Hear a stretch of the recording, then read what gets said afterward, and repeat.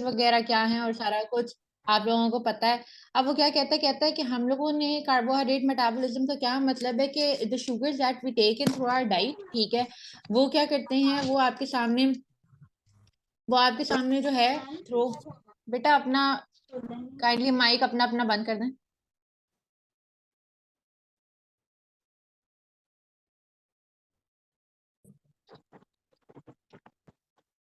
बेटा kindly mike अपना बंद कर दें वहां से।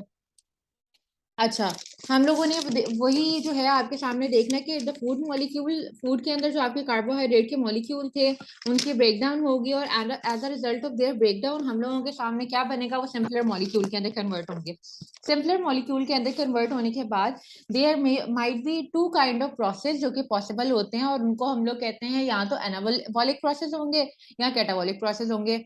एनाबॉलिक प्रोसेस क्या होते हैं, जिसके अंदर smaller molecule are going to combine and form larger molecule and bigger molecule. और कैटाबॉलिक रिएक्शन वो रिएक्शन होते हैं जिसके अंदर हम लोग कहते हैं कि भाई आपका जो बिगर मॉलिक्यूल है ये कैटालाइज होगा या इसकी ब्रेकडाउन होगी और as a result of their breakdown it will give rise to आपके सामने स्मॉलर मॉलिक्यूल दो बनाएंगे या स्मॉलर मॉलिक्यूल बनाएगा। और most of the time the smaller molecule are carbon dioxide in water.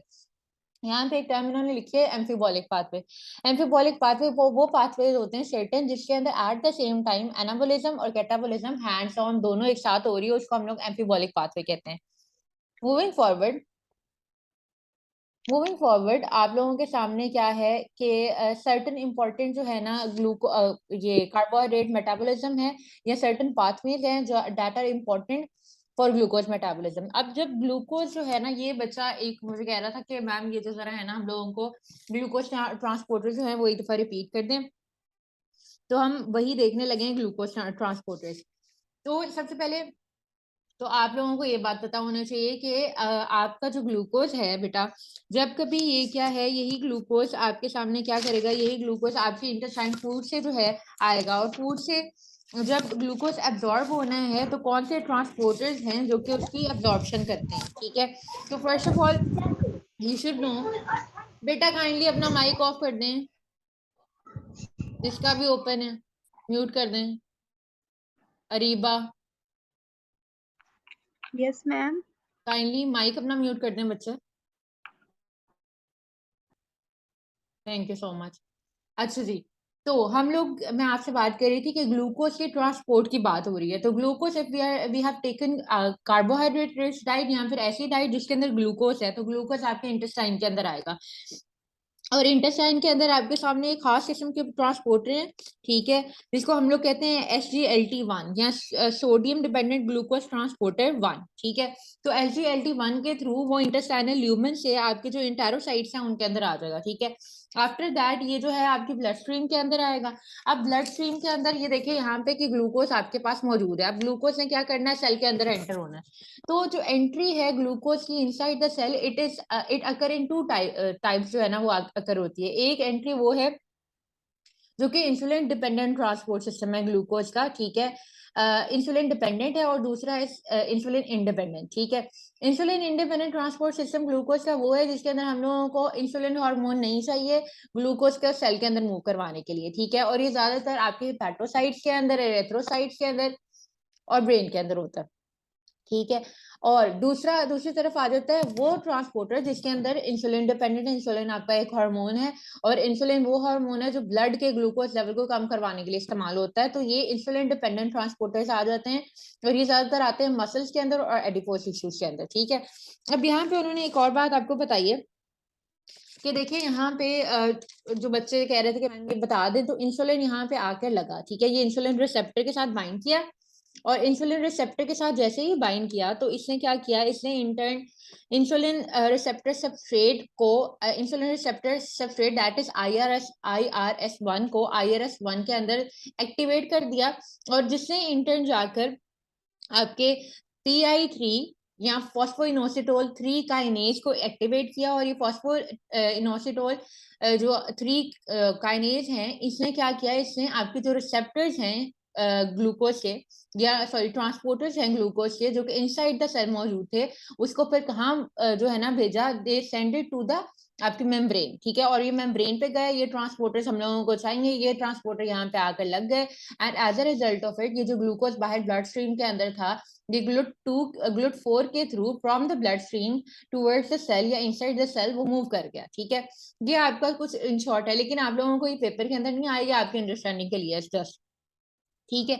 अब यहाँ पे आपके सामने वो कहता है कि diabetes, there are lot of kinds of diabetes, तो टाइप 2 डायबिटीज मेलाइटिस जो है ना, वो टाइप ऑफ डिजीज है जो ज्यादातर टाइप 2 डायबिटीज मेलाइटिस जो है, आपके जो GLUT4 की ट्रांसपोर्टर्स है ना, उनकी क्वांटिटी जब डिक्रीज कर जाती है, तो इंसुलिन की डेफिशिएंसी की वजह से GLUT4 की क्वांटिटी डिक्रीज हो रही है। जिस तरह फॉर एग्जांपल यहाँ पे इंसुलिन आकर नहीं बाइंड हुई, और इंटर्न आपका ये जो ग्लूट ट्रांसपोर्टर से जाकर मैं ब्रेन के ऊपर बाइंड नहीं किए, तो इंसुलिन की वजह से ये GLUT4 है, उनकी जो नंबर्स हैं, ये क्वांटिटी है, वो डिक्रीज डाउन कर जाती है, जिसकी वजह से टिश्यूज जो हैं वो इंसुलिन रेजिस्टेंस के शिकार हो जाते हैं, और फिर as a result of it type 2 diabetes mellitus हो जाती है, ठीक है।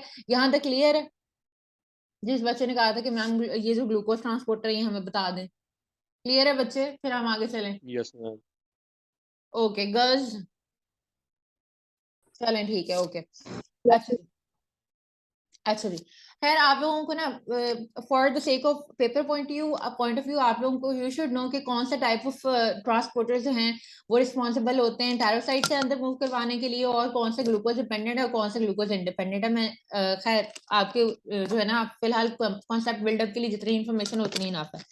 अच्छा, अगला है जनाब आपकी ग्लाइकोलिसिस, एंड आपका जो ग्लाइकोलिसिस है ये असल में होता क्या है, आपको सबको ही पता है कि ग्लाइकोलिसिस, ग्लाइको का मतलब है, ग्लाइको का वर्ड निकला है ग्लूकोज से, ये क्योंकि हम लोग पहले भी डिस्कस कर चुके हैं, तो मैं आई विल जो है ना इसको जल्दी जल्दी हम लोग कवर अप करने की कोशिश करेंगे ताकि फिर हम आगे मूव कर सकें, ठीक है। ग्लाइकोलिसिस, ग्लाइको का वर्ड निकला है कार्बोहाइड्रेट से, लाइसिस का मतलब है ब्रेक डाउन, ठीक है। तो ग्लाइकोलिसिस का मतलब है simply the break down of glucose molecule is known as glycolysis, ठीक है। तो ग्लाइकोलिसिस इज डिफाइंड एज वो सीक्वेंस रिएक्शन जिसके अंदर ग्लूकोज इज कन्वर्टेड इनटू या तो लैक्टेट के अंदर या पायरुवेट के अंदर कन्वर्ट होगा, ठीक है, और इसके साथ साथ एटीपी बनता है। कब लैक्टेट बनेगा, कब पायरुवेट बनेगा, ये हम लोग बाद में देखते हैं, ठीक है। अच्छा, there are certain salient features जो आपको यू शुड नो कि व्हाट इज ग्लाइकोलिसिस। तो ग्लाइकोलिसिस जो है ये ऑब्वियसली सेल के अंदर होती है, ठीक है, ये आपके साइटोसोल के अंदर होती है, because the enzyme that are responsible for the reaction that is taking place inside that occurs during glycolysis वो आपके साइटोसोमल फ्रैक्शन के अंदर होते हैं, तो वो वही पे बनती है। एंड प्रोडक्ट जो है, अगर एरोबिक ग्लाइकोलिसिस हो रही है या एरोबिक प्रोसेस हो रहा है इन द प्रेजेंस ऑफ ऑक्सीजन हो रहा है तो पायरुवेट होगा, और अगर एनारोबिक हो रहा है तो आपके सामने पायरुवेट नहीं होगा, लैक्टेट होगा। अच्छा, देयर आर सर्टेन टिश्यूज जो कि माइटोकॉन्ड्रिया जिनके अंदर नहीं होते, जिसके अंदर मैंने आपको मोस्ट कॉमन एग्जांपल बताई थी, जो मैच्योर आरबीसीज होते हैं दे लैक माइटोकॉन्ड्रिया, ठीक है। इसी वजह से they are entirely dependent upon the glycolysis process of glycolysis for the ATP synthesis, ठीक है। और ग्लूकोज, आपका दिमाग जो है सिर्फ और सिर्फ दो चीजों को यूज करता है for the sake of energy, एक है आपका ग्लूकोज और दूसरा है कीटोन बॉडीज। जब ग्लूकोज जो है डिप्लीट आउट हो जाती है, बॉडी का ग्लूकोज लेवल कम है, then they are going to use ketone body, then it is going to use ketone bodies as a alternate source of energy, ठीक है। ये सेंट्रल मेटाबॉलिक पाथवे है, बहुत सारे हायर बिल्डिंग ब्लॉक है, जिस तरह ग्लाइकोजन है वो ग्लूकोज बनाएगी ब्रेक डाउन होके, ठीक है।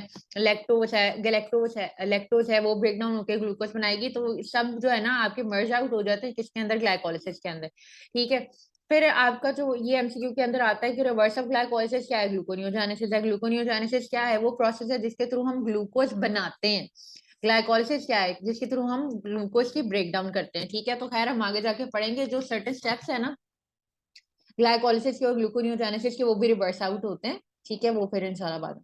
अच्छा, अब हम लोगों ने क्या किया हुआ है, we have entirely divided glycolysis into 3 phase, ठीक है। पहला फेज जो है बच्चे वो आपका एनर्जी इन्वेस्टमेंट फेज है, ठीक है, यहाँ पर प्राइमिंग फेज है जिसके अंदर हम अपने पूरे प्रोसेस को एनर्जी दे रहे हैं, जी एक बिजनेस की तरह है जिसके अंदर initially we have to invest, ठीक है। इसी तरीके से हमें इस प्रोसेस के अंदर एनर्जी इन्वेस्ट करनी है in the form of ATP.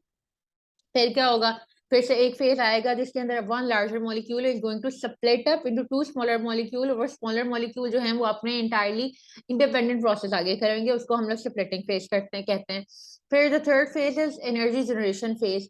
अब हम लोगों ने पैसे लगा दिए, सारा कुछ कर दिया अपने बिजनेस के अंदर, तो अब थर्ड फेज क्या है कि अर्निंग आए, ठीक है, यानी मुझे कोई फायदा आए। तो इस पूरे प्रोसेस का फायदा क्या है? इस पूरे प्रोसेस का फायदा यही है कि at the end of the process या फिर at the last stage of the process it is going to give us energy, हमारा फायदा हो रहा है। तो एनर्जी जनरेशन फेज तीसरा है, ठीक है। अब इस स्लाइड पे मैं आऊंगी, बट फर्स्ट ऑफ ऑल हम लोग इसके रिएक्शंस देखेंगे, ठीक है। हम लोगों ने ना पहले भी ये चीजें डिस्कस की थी, कुछ इंपॉर्टेंट, ठीक है।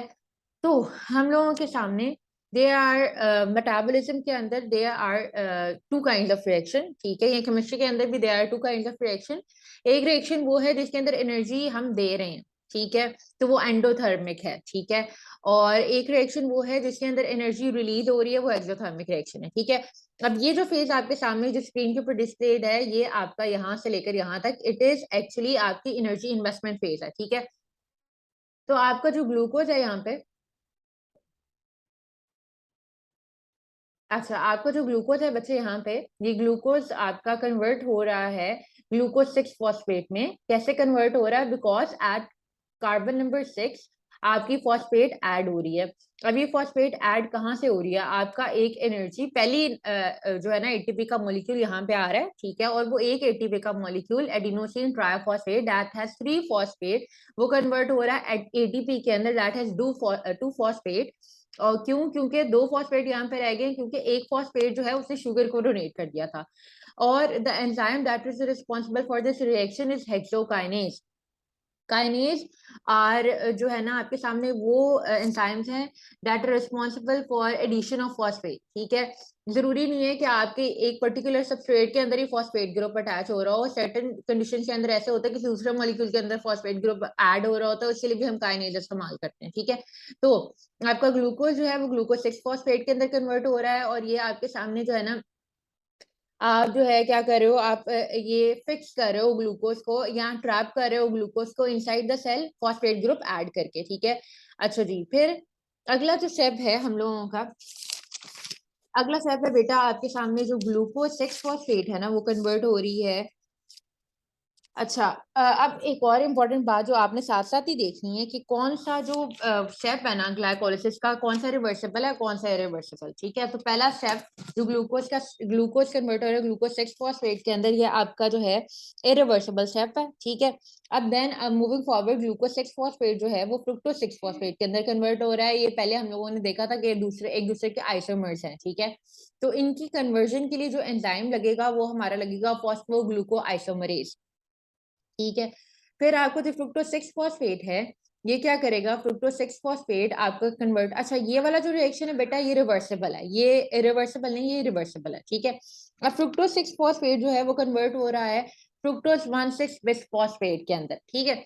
और फ्रुक्टोज 6 फॉस्फेट जब फ्रुक्टोज 1,6 बिस्फॉस्फेट के अंदर कन्वर्ट होता है, पहले कार्बन नंबर 6 के ऊपर सिर्फ फॉस्फेट था, ठीक है। अब एक एटीपी आया, दोबारा एटीपी के अंदर कन्वर्ट हुआ, तो एक और फॉस्फेट आ गया, and then now this phosphate is going to get attach at position number 1, ठीक है, कार्बन नंबर 1 के ऊपर अटैच हो जाएगा।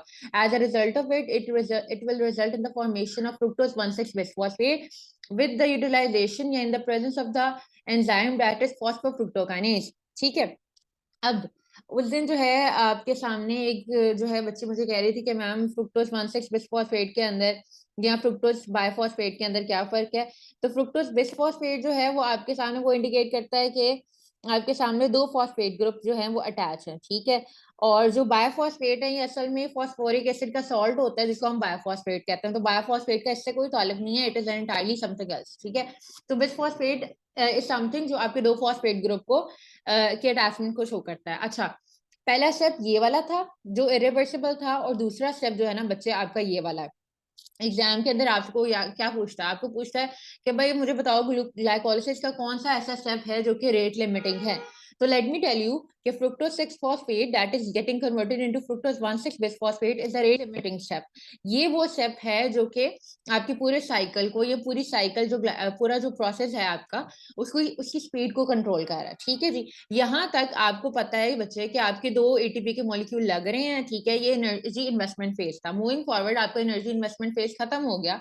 अब आपका अब क्या है? अब आ गया आपका सप्लेटिंग फेज, और सप्लेटिंग फेज के अंदर हम लोगों के पास क्या हो रहा है कि फ्रुक्टोज 1,6 बिस्फॉस्फेट स्प्लिट अप हो रहा है टू स्मॉलर मॉलिक्यूल के अंदर, ठीक है। फ्रुक्टोज था और इसका मतलब ये होगा कि इसके अंदर 6 कार्बन होंगे, ठीक है। तो ये 6 कार्बन जो है 3 कार्बन के अंदर स्प्लिट अप हो रहे हैं, ठीक है। और ये जो डाइहाइड्रोक्सीएसीटोन फॉस्फेट है ये कीटोज शुगर है, और ग्लिसरल्डिहाइड 3 फॉस्फेट ये एक एल्डोज शुगर है, ठीक है। एल्डो ट्रायोजिन है दोनों, और they are interconvertible in the presence of the enzyme isomerase, ठीक है जी। अच्छा, अब स्प्लिटिंग फेज हम लोगों का खत्म हो गया। अब यहाँ पे करने समझने वाली बात ये है बच्चे कि जो ग्लिसरल्डिहाइड 3 फॉस्फेट है ना, इसने आगे जाना है, ठीक है। डाइहाइड्रोक्सीएसीटोन फॉस्फेट इंडिपेंडेंटली जो है ना, यानी खुद जाकर आपके सामने एनर्जी प्रोड्यूसिंग फेज के अंदर एंटर नहीं हो सकता, ठीक है। DHAP first have to get converted to G3P, और फिर जी3पी का साइकिल आगे होगा, ठीक है। तो एक जी3पी तो यहाँ पे ऑलरेडी बन रहा था, दूसरा जी3पी कहाँ से आएगा? डीएचएपी दोबारा जी3पी के अंदर कन्वर्ट होगा, तो now we have two G3P molecule, ठीक है। अच्छा, अब ये जो जी3पी आया, ठीक है, जी3पी ने क्या किया? जी3पी ने आपके सामने क्या किया? जी3पी ने आपके सामने ये किया कि आपका जो है ग्लिसरल्डिहाइड 3 फॉस्फेट आया, और ग्लिसरल्डिहाइड 3 फॉस्फेट ने क्या किया? उसने वो कन्वर्ट हो गया 1,3 बिस्फॉस्फोग्लिसरेट के अंदर। अब ये जो पूरा प्रोसेस है, इसके अंदर असल में क्या हुआ? इसके अंदर आपके सामने आपका जो जी3पी था उसके अंदर से 2 हाइड्रोजन रिमूव हुए, ठीक है। और वो हाइड्रोजन कहाँ गए? आपका एक कोफैक्टर है एनएडी, निकोटिनामाइन एडेनिन डाइन्यूक्लियोटाइड आया, और वो कन्वर्ट हुआ एनएडीएच के अंदर, एनएडीएच2 के अंदर, ठीक है। और आपके सामने एंजाइम, क्योंकि हाइड्रोजन की रिमूवल हो रही है आपके सबस्ट्रेट से, तो enzyme that will be used in this is dehydrogenase. Dehydrogenase is the enzyme that is responsible for जो है ना डिहाइड्रोजनेशन रिएक्शन। जब हाइड्रोजन की रिमूवल होगी तो एंजाइम जो लगेगा वो डिहाइड्रोजनेज होगा, क्योंकि आपके सामने ट्रायोज शुगर थी, तो यहाँ पे उन्होंने लिखा है ट्रायोज फॉस्फेट डिहाइड्रोजनेज, ठीक है जी। अच्छा, एट द सेम टाइम आपके सामने 2 इनऑर्गेनिक फॉस्फेट यहाँ पे आ रहे हैं। अच्छा, मुझे कोई बच्चा बताएगा कि अगर किसी बच्चे को यहाँ पे इस बात का इशू है कि यहाँ पे 2 क्यों लिखा हुआ है हमने, कि क्लियर है? नहीं मैम, क्लियर है ये बात। अच्छा जी, ठीक है। अच्छा जी, तो आपके सामने अब यहाँ पे देखो बच्चे, एक इम्पॉर्टेंट बात कि देखो आपके सामने it is not only ATP जो कि हमें एनर्जी दे रहा है, there are other high energy molecule that include NADH, ठीक है, एंड FADH2, ठीक है। ये दोनों के दोनों भी हमें एनर्जी देते हैं। तो अब यहाँ पे जो है ना क्या है, NADH बन रहा है, तो ये NADH ने आगे जाकर हम लोगों को क्या देनी है? एनर्जी देनी है, ठीक है। तो ये NADH असल में क्या करता है? ये NADH आपकी इलेक्ट्रॉन ट्रांसपोर्ट चेन है एक पूरी, उसके अंदर से उसके थ्रू गुजरता है, गुजर के फिर हमें इंटर्न ATP देता है, और एक NADH is going to give us ATP 2.5 ATP देता है यहाँ पर। हम लोग उसको कंसिडर करते हैं कि एक NADH जो है ना वो हमें 3 ATP देगा, ठीक है। तो अच्छा, और ऐसी जो है ना ऐसा रिएक्शन जिसके अंदर आइदर NADH बन रहा हो या FADH2 बन रहा हो, उसको हम लोग कहते हैं ऑक्सीडेटिव फॉस्फोराइलेशन। क्या कहते हैं? Oxidative phosphorylation, because the product that is being made here is going to give us energy after entering ETC, ठीक है जी। खैर, अब आपका ये जो है 1,3 बिस्फॉस्फोग्लिसरेट बन गया। 1,3 बिस्फॉस्फोग्लिसरेट बनने के बाद आपका 1,3 बिस्फॉस्फोग्लिसरेट कन्वर्ट होगा 3 फॉस्फोग्लिसरेट के अंदर, ठीक है। और आपका यहाँ से क्या होगा? यहाँ से एक फॉस्फेट ग्रुप रिमूव हो जाएगा, ये कार्बन नंबर 1 से एक फॉस्फेट ग्रुप रिमूव हो जाएगा, 2 ATP आएंगे और 2 ATP बनाएंगे, ठीक है। अब यहाँ पे देखो, और एंजाइम कौन सा लगेगा? देखो अगेन क्या हो रहा है? फॉस्फेट ग्रुप का ट्रांसफर हो रहा है या एडिशन हो रहा है, और एडिशन कहाँ पे हो रहा है? ATP के अंदर का एडिशन हो रहा है फॉस्फेट ग्रुप का। तो again the enzyme that is responsible for it is phosphoglycerokinase, ठीक है। अच्छा, अब आपके सामने पर मॉलिक्यूल 1 ATP बनना था, ठीक है, लेकिन क्योंकि हमारे पास G3P के 2 मॉलिक्यूल आ रहे थे तो हम लोगों ने 2 ATP यहाँ पे डायरेक्टली लिखे हैं। ऐसा रिएक्शन जिसके अंदर directly at the substrate level आपका ATP बन रहा हो, इसको आपके पास कोई ऐसी चीज है मैंने इसको ETC के अंदर जाना पड़े एनर्जी प्रोड्यूस करने के लिए, डायरेक्टली ATP बन जाए, उसको हम लोग कहते हैं सबस्ट्रेट लेवल फॉस्फोराइलेशन। क्या आपको सबस्ट्रेट लेवल के ऊपर रिएक्शन के थ्रू ही आपको डायरेक्टली एनर्जी मिल गई है, ठीक है। तो ये वाला रिएक्शन जो है ये यहाँ पे क्या हो रही है? सबस्ट्रेट लेवल फॉस्फोराइलेशन हो रही है, ठीक है। अच्छा जी, मूविंग फॉरवर्ड आपके 3 फॉस्फोग्लिसरेट हैं और ये 3 फॉस्फोग्लिसरेट जो है वो कन्वर्ट होगा 2 फॉस्फोग्लिसरेट के अंदर। अगेन क्या हो रहा है, सिर्फ और सिर्फ फॉस्फेट ग्रुप का ट्रांसफर हो रहा है। So both of them are isomers, ठीक है, एक दूसरे के आइसोमर्स हैं। तो एंजाइम जो है आइसोमरेज और आपका म्यूटेज जो है एक ही एंजाइम है, म्यूटेज जो है टाइप है आइसोमरेज की, ठीक है। तो so the enzyme that is responsible for this reaction is phosphoglyceromutase, ठीक है। फिर आपके सामने एक रिएक्शन जिसके अंदर हम लोगों के सामने 2 फॉस्फोग्लिसरेट है, ये 2 phosphoglycerate in the presence of an enzyme enolase, ठीक है, ये कन्वर्ट हो रहा है किसके अंदर, ये कन्वर्ट हो रहा है आपके सामने फॉस्फोइनोल पायरुवेट के अंदर। और जब ये इनोलेज लगता है ना, तो यहाँ पे इसको एक को फैक्टर भी चाहिए होता है, दैट इज मैग्नीशियम, ठीक है। अब यहाँ पे क्या हो रही है, वाटर का रिमूवल हो रहा है, तो वाटर का रिमूवल हमारे सामने होने की वजह से this reaction over here is known as dehydration reaction, ठीक है जी, ये भी रिवर्सिबल है। अब यहाँ पे एक जो है ना रिएक्शन आपका रह गया है, और वो रिएक्शन क्या है, वो रिएक्शन है मैम एनोलेज को क्या चाहिए होता है ये बता दें एक दफा। इनोलेज को जो है आपके सामने मैग्नीशियम एज अ को फैक्टर चाहिए होता है। मैग्नीशियम जैसे फॉर एग्जांपल आपने पढ़ा ही होगा ना कि सर्टेन एंजाइम जो है वो प्रॉपर वर्किंग के लिए they require non protein component, ठीक है, और वो नॉन प्रोटीन कंपोनेंट आपके सामने को फैक्टर्स होते हैं। तो इनोलेज को for their functioning it they require magnesium, ठीक है जी। अच्छा, अब बेटा आपके सामने अब आपके सामने जो है ना अगला रिएक्शन है जिसके अंदर phosphoenol pyruvate is being converted into enol pyruvate, ठीक है जी। तो ये इनोल पायरुवेट के अंदर कन्वर्ट हो रहा है, ठीक है, विद द जो है ना अगेन आपके सामने एटीपी आ रहा है, और किसके अंदर कन्वर्ट हो रहा है, एटीपी के अंदर कन्वर्ट हो रहा है, ठीक है। और फॉस्फोइनोल पायरुवेट पायरुवेट के अंदर कन्वर्ट होगा, ठीक है, इन the presence of an enzyme pyruvate kinase, और दो एटीपी आएंगे और एटीपी के अंदर कन्वर्ट होंगे। अगेन आपके सामने ये क्या है, ये सबस्ट्रेट लेवल फॉस्फोराइलेशन हो रही है यहाँ पे। और दूसरी बात ये इंपॉर्टेंट सबसे इंपॉर्टेंट बात ये कि ये आपका तीसरा इरिवर्सिबल रिएक्शन है ग्लाइकोलिसिस का, ठीक है जी। यहाँ तक कोई मसला है तो बताएं, कोई मसला बच्चे? No ma'am. अच्छा जी। अब मैम बेटा सबस्ट्रेट लेवल फॉस्फोराइलेशन का मतलब एक दफा दोबारा बताएं। अच्छा, सबस्ट्रेट लेवल फॉस्फोराइलेशन का क्या मतलब है बेटा? सबस्ट्रेट लेवल फॉस्फोराइलेशन का मतलब ये है कि आपके देखो, जिसमें फॉर एग्जांपल आपके सामने अगर कोई भी रिएक्शन हुआ और उस रिएक्शन से तुम्हें डायरेक्टली एटीपी मिल गया, ठीक है, या जीटीपी जिस तरह मिल गया, ठीक है, तो ये एटीपी और जीटीपी इंटरकन्वर्टेबल है। एटीपी और जीटीपी को एटीपी बनाने के लिए ईटीसी के अंदर जाने की जरूरत नहीं है ना, ठीक है, डायरेक्टली आपको एटीपी मिल गया सबस्ट्रेट के लेवल के ऊपर ही। एक एंजाइम आया, उसे सबस्ट्रेट के ऊपर एक्ट किया और एक्ट करने के बाद तुम्हें directly energy they the in the form of ATP, ठीक है। तो इसको हम लोग जिसके अंदर द रिएक्शंस इन विच आप you get the energy at the substrate level, ठीक है, उसको हम लोग कहते हैं सबस्ट्रेट लेवल फॉस्फोराइलेशन। लेकिन ऐसे रिएक्शन जिसके अंदर NADH या FADH2 बने और उस NADH और FADH2 को फिर बाद में इलेक्ट्रॉन ट्रांसपोर्ट चेन के अंदर जाना पड़े और उस ETC के थ्रू के अंदर से गुजर के then it is going to give you ATP, तो वो एक पूरा लंबा प्रोसेस होता है, ठीक है। उसको हम लोग ऑक्सीडेटिव फॉस्फोराइलेशन कहते हैं। वो आपको सबस्ट्रेट लेवल के ऊपर तो ATP नहीं देता ना, ठीक है, ये आपको क्लियर हो गया तो मुझे बताएं, आगे चलें फिर हम। जी मैम, बेहतर बेहतर हो गया, ठीक है, thank you ma'am. you're welcome। अच्छा जी, अब बच्चे हम लोगों के सामने ना क्या है, हम लोगों के सामने इंपॉर्टेंट बात ये यहाँ पे कि देखो आपको एक ग्लाइकोलिसिस के अंदर एनर्जी इन्वेस्टमेंट कितनी करनी पड़ रही है। इन्वेस्टमेंट है हमारी 2 ATP की, ये एक और दूसरा ये, ठीक हो गया। आगे जितने हम लोगों को एटीपी मिल रहे हैं, 2 एटीपी यहाँ पे और 2 एटीपी यहाँ पे, 4 ये एटीपी हो गए, ठीक है, और 2 NADH मिल रहे हैं। डिपेंडिंग अपॉन द कैलकुलेशन कि आप NADH को कितने एटीपी के इक्वलेंट करते हैं, वी हैव 2 काइंड्स ऑफ जो है ना कैलकुलेशन, ठीक है। अब यहाँ पे देखो इन द प्रेजेंस ऑफ ऑक्सीजन में देखें, एनारोबिक को नहीं देखें अभी। इन द प्रेजेंस ऑफ ऑक्सीजन जब आपके सामने आपकी जो है ना ऑक्सीजन है, तो एटीपी प्रोड्यूस और एटीपी यूटिलाइज, प्रोड्यूस कितने हो रहे हैं, एटीपी 4 एटीपी बन रहे थे जो मैंने ऊपर दिखाए हैं, ठीक है। और 4 एटीपी के साथ जो है वो NADH कितने बन रहे थे, NADH बन रहे थे आपके सामने 2, ठीक है। अब 4 एटीपी और 2 NADH, एक NADH से अगर मैं आपके सामने दूं तो आपकी 6 एटीपी बन, एक NADH से आपको पता है कि 3 एटीपी आते हैं, ठीक है। और अगर 2 NADH होते हैं तो फिर कितने एटीपी आएंगे? 6 6 हाँ ठीक है। तो ये 6 एटीपी यहाँ से आ गए, 4 यहाँ से आ गए। दूसरी बात ये है कि मुझे जो एटीपी यूटिलाइज कितने हो रहे हैं, 2 हो रहे हैं, ठीक है। और कौन कौन से प्रोसेस हो रहे हैं वो आपने देख लिया, ठीक है। तो नेट एनर्जी जो सिंथेसिस होती है वो हम लोगों के पास 4 + 6 10 था, और 10 - 2 क्या हो गया, 8 हो गया। तो टोटल 8 एटीपी बनते हैं आपके सामने, इस पूरे प्रोसेस है, ठीक है।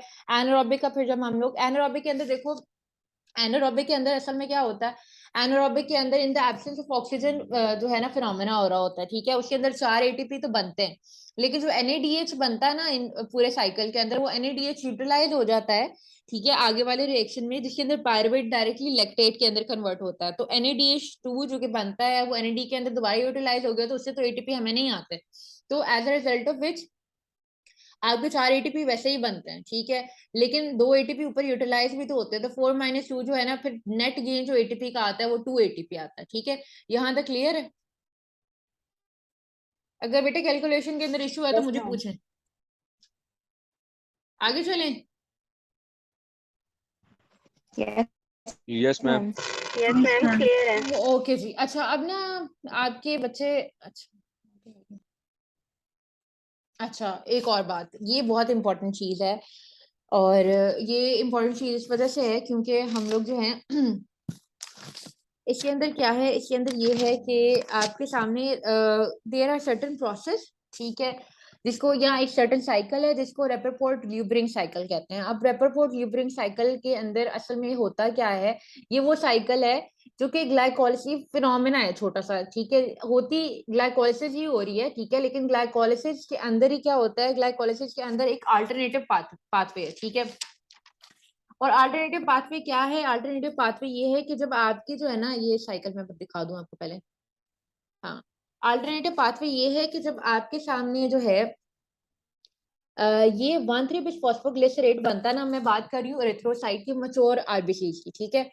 जब 1,3 बिस्फॉस्फोग्लिसरेट बनता है आरबीसीज के अंदर, तो ये एक अल्टरनेट पाथवे या अल्टरनेट प्रोडक्ट बनाता है, जिसके अंदर 1,3 बिस्फॉस्फोग्लिसरेट जो है वो कन्वर्ट हो जाता है 2,3 बिस्फॉस्फोग्लिसरेट के अंदर, और देन जो है वो 2,3 बिस्फॉस्फोग्लिसरेट जो है 3 फॉस्फोग्लिसरेट के अंदर कन्वर्ट होता है, ठीक है। तो ये एक अल्टरनेट पाथवे है, और ये होता है रेड ब्लड सेल के अंदर है। और इसका काम क्या है, इसका काम ये है कि 2,3 बिस्फॉस्फोग्लिसरेट बनाता है without the synthesis of ATP, ठीक है। और ये जो है आपके सामने वो एनर्जी जो कि आरबीसीज के अंदर डेफिशिएंट अमाउंट के अंदर मौजूद, सफिशिएंट अमाउंट के अंदर मौजूद होती है आरबीसीज के अंदर, उसको इस्तेमाल करने के लिए इस्तेमाल किया जाता है। दूसरी बात ये कि ये इस साइकिल की वजह से या इस पूरे प्रोसेस के थ्रू ये इसको हेल्प करता है कि ऑक्सीजन को टिश्यूज के अंदर जो है ना ट्रांसफर करवाए, ठीक है। तो आरबीसीज के अंदर हीमोग्लोबिन होता है, और हीमोग्लोबिन का काम आपको पता है कि it is responsible for the जो है ट्रांसपोर्ट ऑफ ऑक्सीजन, ठीक है। तो ये ऑक्सीजन की ट्रांसपोर्ट और ऑक्सीजन की डिलीवरी के अंदर आपको फिर हेल्प करता है, ठीक है। और तो ये जो है एक छोटा सा शंट रिएक्शन है जो कि शंट ग्लाइकोलिसिस के अंदर होती है, और ये असल में होती है किसके अंदर है, आरबीसीज के अंदर, और ये पाथवे जो है उसको ऑक्सीजन ट्रांसपोर्ट करने के लिए हेल्प करता है, ठीक है। तो आपने इतना जो है ये कॉन्सेप्ट याद रखना। अच्छा जी, आगे आपके सामने है जनाब सिट्रिक एसिड साइकिल, और ये जो सिट्रिक एसिड साइकिल है ये बहुत इंपॉर्टेंट है, ठीक है। तो देयर आर सर्टेन जो है कॉन्सेप्ट है जो सिट्रिक एसिड साइकिल के बारे में आपको पता होना चाहिए कि सिट्रिक एसिड साइकिल जो है ये सिर्फ और सिर्फ एक्सक्लूसिवली कार्बोहाइड्रेट मेटाबॉलिज्म का साइकिल नहीं है, ठीक है। रीजन इसकी क्या है, क्योंकि देखो बहुत सारे मेटाबॉलिक प्रोसेस हो रहे हैं जिसके अंदर प्रोटीन भी मेटाबोलाइज कर रही है, फैटी एसिड मेटाबॉलिज्म भी हो रहा है, ठीक है। वो सारी चीजें जब टूटती हैं, टूट के कुछ ना कुछ इंटरमीडिएट प्रोडक्ट टीसीए का बनाती हैं, ठीक है। तो हम इसको टीसीए को सिर्फ और सिर्फ ये नहीं कह सकते कि ये कार्बोहाइड्रेट का मेटाबॉलिज्म का साइकिल है, ये सारों को, सारे प्रोसेस जितने भी सारा मेटाबॉलिज्म है ना उसको इंटीग्रेट करती है, यानी एक जगह पे इकट्ठा करती है उनके इंटरमीडिएट प्रोडक्ट को, ठीक है। अच्छा इसके अंदर असल में होता क्या है, इसके अंदर असल में ये होता है बच्चे कि आपका जो पायरुवेट हम लोगों का एरोबिक ग्लाइकोलिसिस से आया होता है ना, वो पायरुवेट जो है पायरुवेट डिहाइड्रोजनेज कॉम्प्लेक्स की मौजूदगी में एसिटाइल कोए के अंदर कन्वर्ट हो जाता है, ठीक है। और वही पायरुवेट जो है फिर आपके जो है, आपको पता है कि ये जो है आपका जो पूरा प्रोसेस है ये कहाँ होता है, ये होता है आपका टीसी आपका माइटोकॉन्ड्रिया के अंदर हो रहा होता है, ईटीसी की क्लोज प्रॉक्सिमिटी में, ठीक है। तो खैर पायरुवेट जो है वो साइटोसोल से ट्रांसपोर्ट करवाया जाता है आपकी माइटोकॉन्ड्रिया के अंदर, और माइटोकॉन्ड्रिया के अंदर पीडीएचसी, ठीक है। यहाँ पायरुवेट डिहाइड्रोजनेज कॉम्प्लेक्स जो है वो इसको कन्वर्ट कर देता है एसिटाइल कोए के अंदर, और एसिटाइल कोए फिर आपका टीसीए के अंदर एंटर होता है और एंटर होकर कार्बन डाइऑक्साइड वाटर बनाता है। ठीक है। अच्छा जी, आपके सामने ये सोली आपके सामने टीसीए साइकिल जो है ये एरोबिक साइकिल है, ये ऑक्सीजन के एब्सेंस के अंदर नहीं हो सकता। ठीक है जी। लोकेशन जो है इसकी क्या है, ये माइटोकॉन्ड्रियल मैट्रिक्स के अंदर हो रहा है। ठीक है। ये इलेक्ट्रॉन ट्रांसपोर्ट चेन की क्लोज प्रॉक्सिमिटी में हो रहा है। क्यों? क्योंकि इसके अंदर बहुत ज्यादा ना इलेक्ट्रॉन ट्रांसपोर्ट चेन, आपको पता है, कॉम्प्लेक्सेस होते हैं जिसके थ्रू NADH और FADH2 गुजरता है, and as a result of it ये ETC, ये आपके सामने ATP बनाता है। आपके सामने 65 to 70% of the ATP is synthesized by the process of TCA। ठीक है। TCA इसको इस वजह से कहा जाता है क्योंकि इसके अंदर बहुत सारे ट्राई कार्बोक्सिलिक एसिड पार्टिसिपेट करते हैं, इसी वजह से इसको TCA कहा जाता है। ठीक है जी। अच्छा, अब हम ये जो है ना साइकिल हम यहाँ से पढ़ेंगे। फर्स्ट ऑफ ऑल आपका पायरुवेट आया। ठीक है जी। और अच्छा, एक और बात इंपॉर्टेंट भी यहाँ पे बतानी है कि आपको जब मैं पहले बात करी थी तो मैंने कहा था कि एम्फीबॉलिक प्रोसेस के अंदर सबसे ज्यादा अच्छी एग्जांपल आ जाती है टीसीए साइकिल की, बिकॉज इसके अंदर क्या होता है, इसके अंदर इसके इंटरमीडिएट जो है आपके कैटाबोलाइज भी कर रहे होते हैं और एनाबोलाइज भी कर रहे होते हैं। कुछ कैटाबॉलिक रिएक्शन भी हो रहे हैं और इसके साथ साथ एनाबॉलिक रिएक्शन हो रहे हैं। तो ये आपका सामने एम्फीबॉलिक पाथवे या एम्फीबॉलिक प्रोसेस जो है वो है। ठीक है जी। अच्छा जी, अब सबसे पहला पहला स्टेप जो है ये जनाब पायरुवेट आ गया हमारा। ठीक है। और इस पायरुवेट ने कन्वर्ट होना है एसिटाइल कोए के अंदर। ठीक है। अब एंजाइम यहाँ पे जो लगा है वो है पायरुवेट डिहाइड्रोजनेज कॉम्प्लेक्स। इस पायरुवेट डिहाइड्रोजनेज कॉम्प्लेक्स को बेटा हम लोगों के सामने क्या होते हैं, बहुत सारे को एंजाइम चाहिए होते हैं। ठीक है। और ये जो पायरुवेट डिहाइड्रोजनेज कॉम्प्लेक्स है ये अगेन आगे 3 एंजाइम के ऊपर कंसिस्ट करता है। ठीक है। वो मैं उसकी डिटेल में नहीं जाऊंगी। खैर, पायरुवेट डिहाइड्रोजनेज कॉम्प्लेक्स को कोएंजाइम चाहिए होते हैं। वो कोएंजाइम क्या है, NAD है, FAD है, TPP है और लिपोइक एसिड है। ठीक है। ये तीन चार जो है ना को एंजाइम इसको चाहिए होते हैं। अगेन इसके साथ क्या है, आपका NAD आया और NAD जो है वो NADH2 के अंदर कन्वर्ट हुआ। अगेन हम लोगों के सामने हाइड्रोजन का रिमूवल हो रहा है, that's why the enzyme take its name from the process that is pyruvate dehydrogenase complex. अब वंस एसिटाइल कोए जो है वो आपका बन गया, 3 कार्बन से क्या हो रहा है, 2 कार्बन बन रहा है। क्यों? क्योंकि एक कार्बन कार्बन डाइऑक्साइड के फॉर्म के अंदर रिमूव हो रही है। ठीक है। तो इसको हम लोग कहते हैं ऑक्सीडेटिव डीकार्बोक्सिलेशन, जिसके अंदर आपकी कार्बन डाइऑक्साइड भी रिमूव हो रही है और ऑक्सीजनेशन हो रही है। ठीक है जी।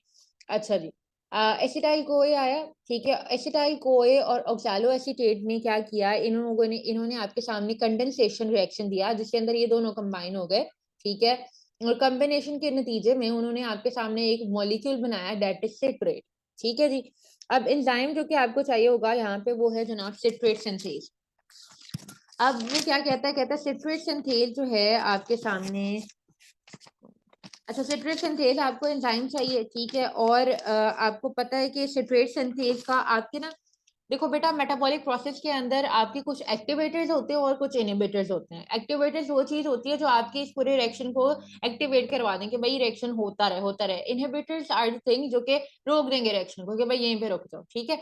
तो जब कभी आपका ये दोनों एसिटाइल कोए और ऑक्सैलोएसीटेट कंबाइन करते हैं और कंबाइन करके सिट्रेट बनाते हैं, the enzyme is citrate synthase.